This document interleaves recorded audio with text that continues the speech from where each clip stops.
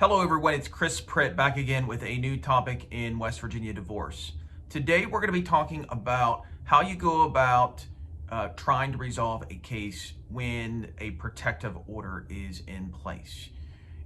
It's a question that comes up from time to time. Yeah, one of the things that is always beneficial to do when possible is trying to resolve the case out of court. However, to be able to resolve the case out of court, there has to be a way in which both of the spouses have the ability to communicate with each other. One thing you cannot do, whether indirectly or directly, is whenever a protective order is in place, you're not allowed to communicate with the other person.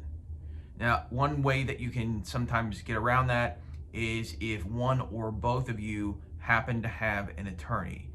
In many divorce cases, people have communications with each other through their attorneys. And if both of you have attorneys, the way it works is you are communicating directly with your attorney and your spouse is communicating with their attorney, and then the two attorneys will communicate with each other.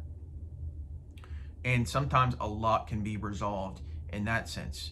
It's a little bit different though whenever somebody has filed a protective order against each other, against the other person. So for example, if you have filed a protective order against your spouse, then the spouse cannot legally communicate with you, because if the spouse has any kind of direct or indirect contact with you, then they are going to be subject to actually prosecution. It is a misdemeanor in West Virginia to violate a protective order. So it's a big deal that you cannot communicate with your spouse whenever there's a protective order in place. So really the only solution that you have is to try to go through an attorney, because if you try to go through a third party, that can potentially mean that the protective order is going to be violated. I've had judges find that indirect contact, speaking through an intermediary of some sort other than an attorney, can sometimes qualify as a violation of the protective order. Now, one thing that you can do though is you can go to court and present your case.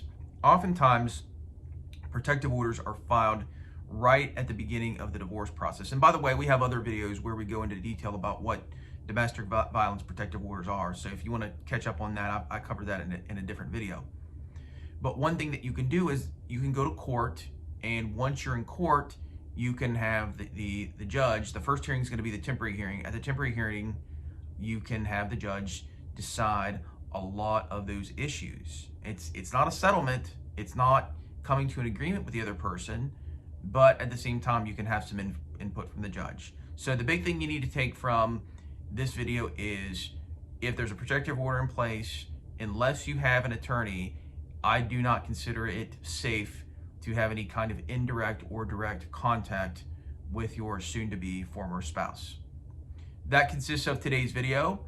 If you have any questions at all, feel free to give me a call or send me an email. Have a good day.